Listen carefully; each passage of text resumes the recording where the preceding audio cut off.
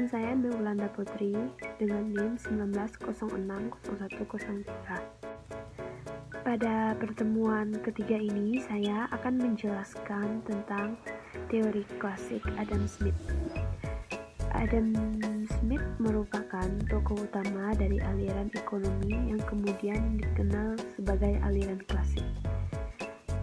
Karena aliran Adam Smith disebut mazhab klasik sebab gagasan yang dia tulis sebetulnya sudah banyak dibahas pada generasi-generasi sebelumnya oleh pakar-pakar ekonomi jauh sebelumnya.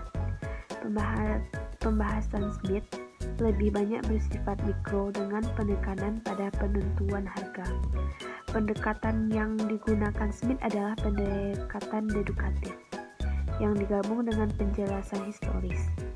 Dalam banyak hal, pemikiran Smith sejalan dengan paham kaum fisiokrat yang menganggap produksi barang-barang dan jasa sebagai sumber utama kemakmuran suatu negara. Perbedaan pandangan Adam Smith dengan pandangan aliran fisiokrat hanya terdapat pada penekanan faktor yang paling dominan dalam menentukan kemakmuran negara. Kaum fisiokrat menganggap alamlah yang paling menentukan kemakmuran bangsa-bangsa. Sebaliknya, Smith menganggap manusia sebagai faktor produksi utama. Alasannya, alam atau tanah tidak ada artinya kalau tidak ada sumber daya manusia yang pandai mengolahnya sehingga bermanfaat bagi kehidupan. Yang berikutnya materinya tentang hakikat manusia serakah. Manusia pada hakikatnya memiliki sifat serakah, sudah dikenal oleh pemikir-pemikir masa Yunani kuno, terutama oleh Plato. Plato juga telah menjelaskan di gagasan yang telah dia kemukakan bahwa manusia bersifat serakah dan gila akan kemewahan. Pemikiran yang sama dilontarkan oleh Bernard de Maderville dalam bukunya yang telah menjadi klasik, The Fable of the Post tahun 1714. Smith seperti Maderville juga percaya bahwa pada hakikatnya manusia rakus, egoistis, selalu ingin mementingkan diri sendiri. Yang kedua ada mekanisme pasar bebas. Smith sangat mendukung moto laissez-faire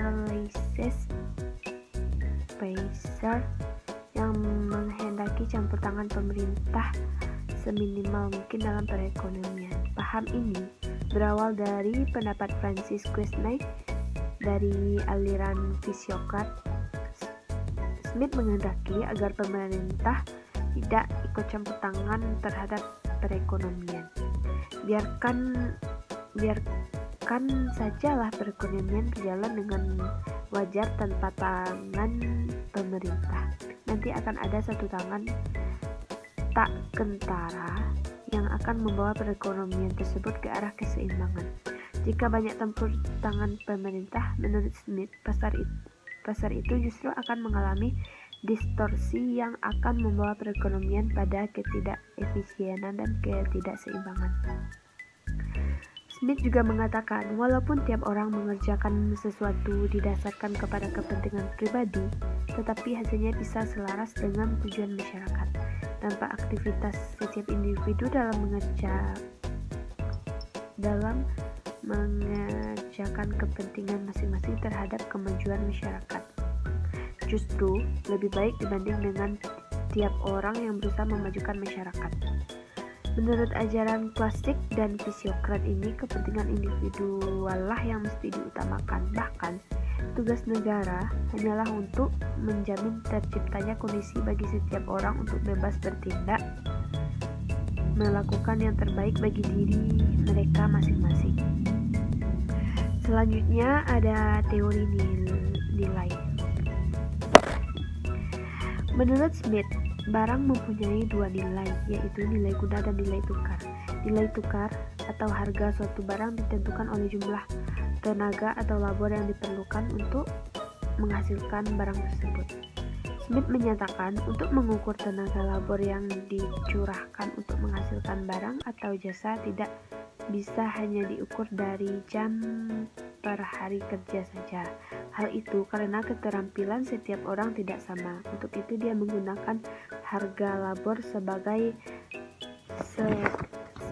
alat ukur, yaitu upah diterimanya dalam menghasilkan barang tersebut. Selanjutnya ada teori pembagian kerja. Smith mengambil kesimpulan bahwa produktivitas tenaga kerja dapat ditingkatkan melalui pembagian kerja. Pembagian kerja akan mendorong spesialisasi. Orang akan memilih mengerjakan yang terbaik sesuai dengan bakat yang mereka miliki. Adanya spesialis berarti setiap orang tidak perlu menghasilkan setiap barang yang dibutuhkan secara sendiri-sendiri, akan tetapi hanya menghasilkan satu jenis barang saja. Kelebihan barang atas kebutuhan sendiri itu dipertukarkan atau diperdagangkan di pasar. Yang berikutnya ada teori akumulasi kapital. Smith menjelaskan cara terbaik untuk memperoleh keuntungan sebesar-besarnya ialah dengan melakukan investasi, yaitu membeli mesin-mesin dan peralatan. Dengan mesin-mesin dan peralatan yang lebih canggih, maka produktivitas labor akan semakin meningkat. Peningkatan produktivitas labor ini berarti peningkatan produksi perusahaan.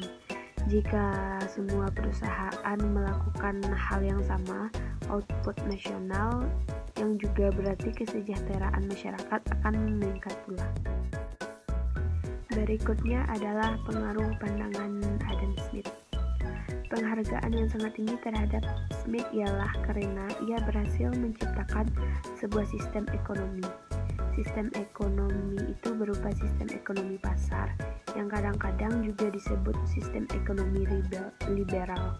Karena sistem ini memberikan kebebasan yang seluas-luasnya bagi individu-individu atau unit-unit perekonomian untuk melakukan yang terbaik bagi kepentingan mereka masing-masing. Penghargaan terhadap sistem ekonomi pasar yang diciptakan Smith bukan karena sistem ini pelik, tetapi justru karena sederhananya.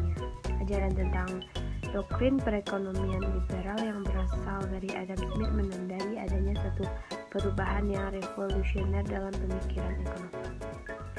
Yang berikutnya adalah ada juga yang menyebutkan di sebuah sumber tentang Adam Smith atau Nabi Muhammad. Kebanyakan textbooks ekonomi yang ditulis oleh orang-orang barat memberi penghargaan terlalu tinggi kepada Adam Smith. Sebaliknya kurang memiliki tempat bagi jasa pemikir-pemikir dari timur, terutama dari dunia Islam. Ide mekanisme pasar, hampir semua buku teks ekonomi yang ada mengatakan bahwa ide ini merupakan sumbangan pemikiran Adam Smith. Padahal kalau ditelusuri dari sejarah, jauh sebelum Adam Smith lahir, Nabi Muhammad sudah terlebih dahulu menganjurkan kepada umatnya untuk memanfaatkan mekanisme pasar dalam penyelesaian masalah-masalah ekonomi dan menghindari sistem penetapan harga oleh otoritas negara. Walaupun Islam telah mengajukan penggunaan mekanisme pasar jauh sebelum Adam Smith menulis The Will of Nation tahun 1776, perlu diketahui bahwa ada kalanya pemerintah boleh menggunakan kebijakan penetapan harga dalam kondisi-kondisi khusus. Baiklah, sekian materi saya pada pertemuan ini. Terlebih dan terkurang saya mohon maaf. Assalamualaikum warahmatullahi wabarakatuh.